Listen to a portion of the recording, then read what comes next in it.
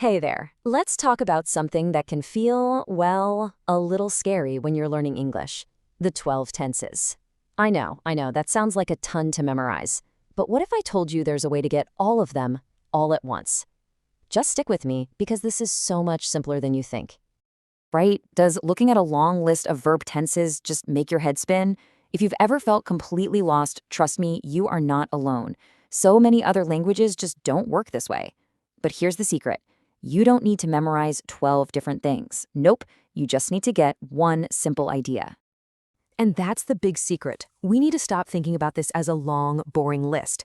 Instead, I want you to think of it like a map. It's one single, totally logical system.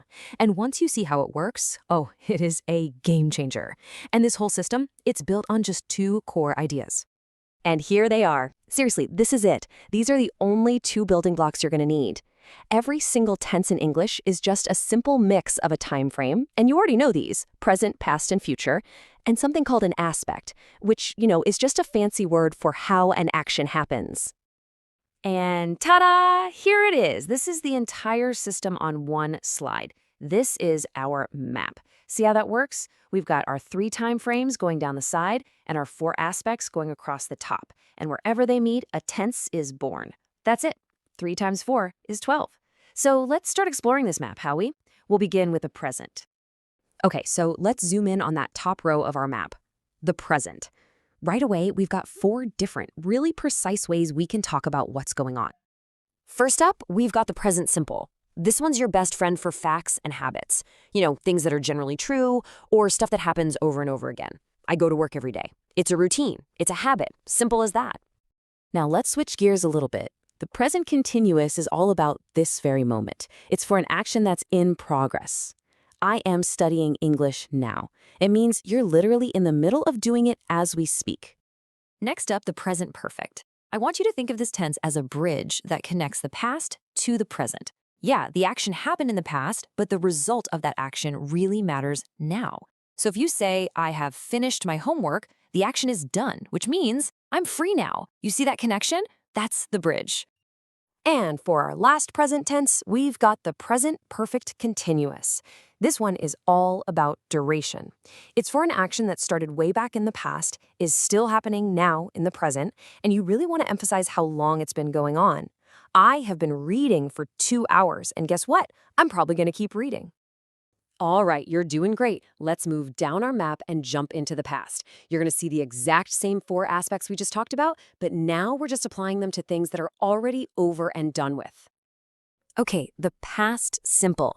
This is probably the one you use the most, right? It's for any action that started and finished completely in the past.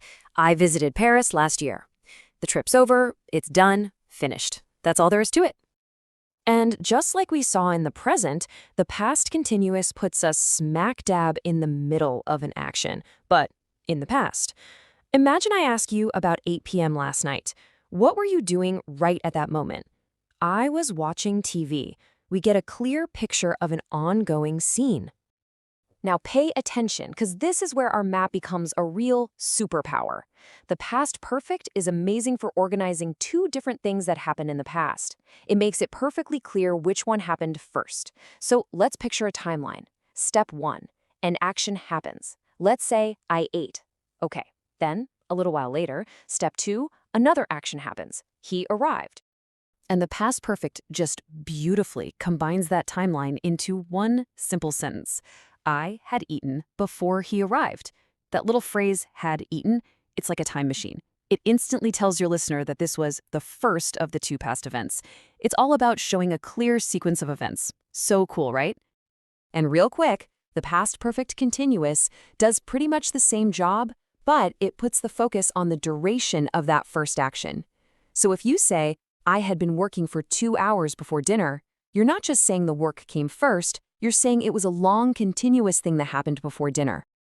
Okay, you ready for our final stop on the map? Let's talk about the future. We're about to see how our same 4 aspects help us talk about things that haven't even happened yet. And by now, this whole pattern should be feeling pretty familiar. The future simple is your absolute go-to for most things in the future. Making predictions, promises, or just quick decisions. It's really the most direct way to talk about what's coming up. I will call you tomorrow. Simple. It's a promise about a future action. And here we go again with that whole in the middle of something idea. The future continuous lets you imagine yourself in the middle of an action at a specific time in the future. So think about 9 p.m. tonight. What will you be doing? I will be studying. We can picture you at your desk, books open. Oh, the future perfect is just brilliant, especially for setting deadlines. It lets you look ahead to a point in the future and say that an action is going to be completed before that time. So I will have finished by 6 p.m. That means when the clock strikes 6, this task is already done. It's in my past. And would you look at that? Just like that, we've traveled across the entire map. We've seen how just 3 time frames and 4 little aspects come together to create this incredibly powerful, this precise toolkit for communicating exactly what you mean. So let's just lock in this one big idea. Please, don't try to memorize 12 different tenses. Just understand one system. 3 time frames, 4 aspects. That's it. That's your new superpower. This map isn't some scary list of rules anymore. It's your personal toolkit that gives you 12 different ways to express yourself perfectly. So from now on, every single time you speak or you write, you have this whole map ready to go. You can finally choose the perfect tool for whatever you want to say and share your ideas with way more confidence than ever before. So I guess there's only one question left. Now that you have the map, which tense are you going to use first?